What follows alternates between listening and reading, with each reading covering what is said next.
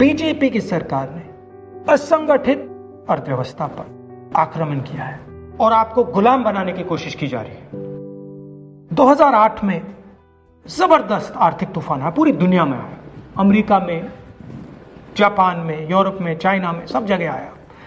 America के bank गिर गए, कंपनियां बंद हो गई, एक के बाद एक कंपनी की लाइन लग गई, बंद हो गई।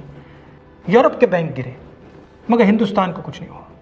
यूपीए की सरकार थी, प्रधानमंत्री जी के पास गया और मैंने उनसे पूछा, मनमोहन सिंह जी बताइए, पूरी दुनिया में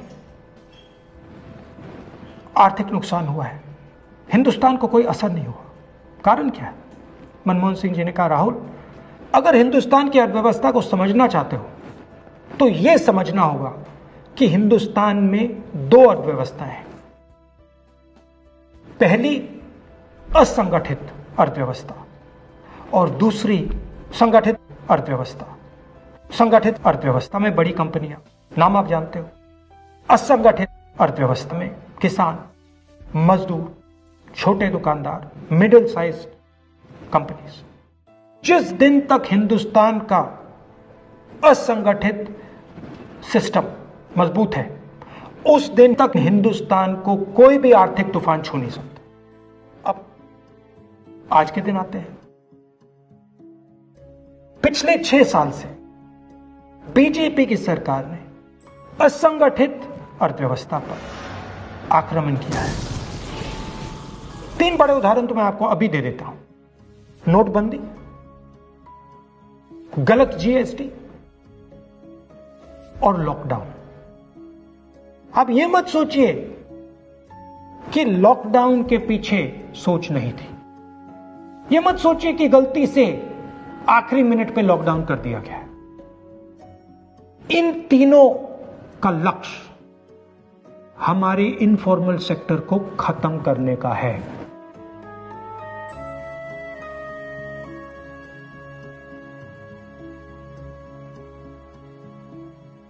प्रधानमंत्री जी को अगर सरकार चलानी है, मीडिया की जरूरत है, मार्केटिंग की जरूरत है। मीडिया और मार्केटिंग 15-20 लोग करते हैं।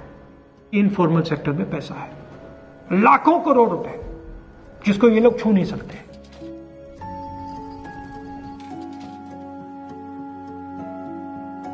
इसको ये लोग तोड़ना चाहते हैं, पैसा लेना चाहते हैं। इसका नतीजा आएगा। नतीजा यह होगा कि हिंदुस्तान रोजगार पैदा नहीं कर पाएगा। क्यों? क्योंकि इनफॉर्मल सेक्टर 90% से ज्यादा रोजगार देता है।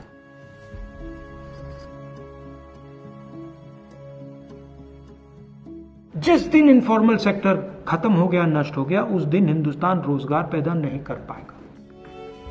आप ही इस देश को चलाते हो, आप ही इस देश को आगे ले जाते हो, और आपके खिलाफ साजिश हो रही है। आपको ठगा जा रहा है और आपको गुलाम बनाने की कोशिश की जा रही है। हमें इस आक्रमण को पहचानना पड़ेगा और पूरे देश को मिलकर इसके खिलाफ लड़ना पड़ेगा।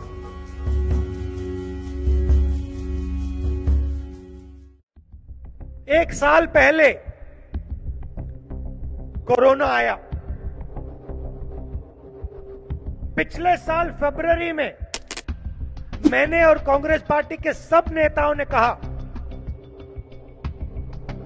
नरेंद्र मोदी जी, कोरोना से हिंदुस्तान को बहुत नुकसान होने वाला है। आप तैयारी करिए,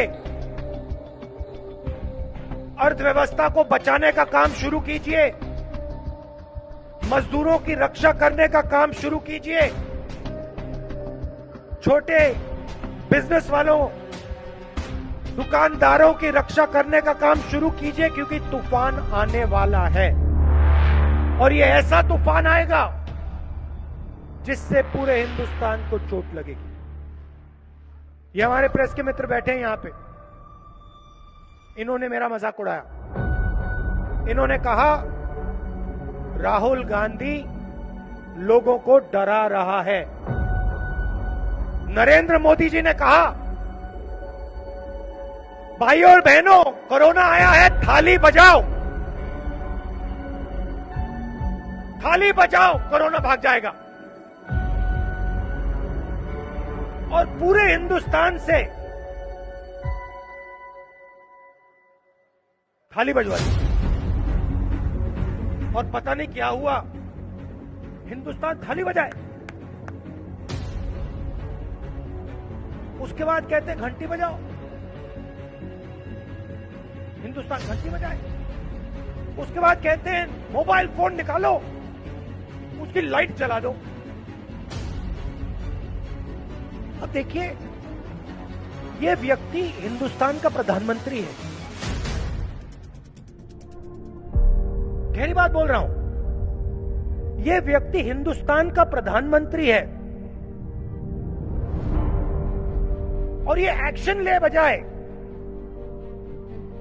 अर्थव्यवस्था की रक्षा करने के बजाय, मजदूरों के लिए रेलवे टिकट, बस टिकट खरीदने के बजाय देश को कह रहा है घंटी बजाओ।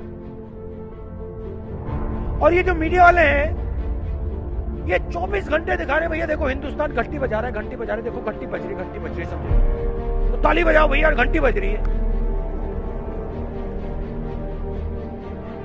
और आज उत्तर प्रदेश में जाइए, देखिए, मेरे फोन पे अभी वीडियो आया है,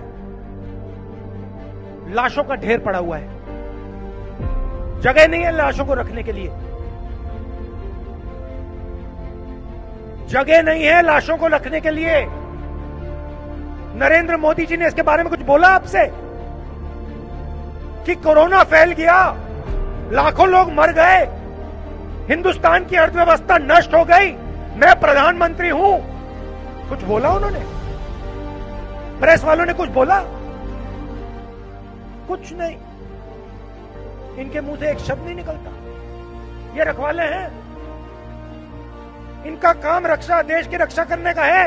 ये रखवाले हैं, बिक गए हैं सब के सब बिक गए हैं। 24 घंटा ये नरेंद्र मोदी का चेहरा दिखाते हैं, क्यों?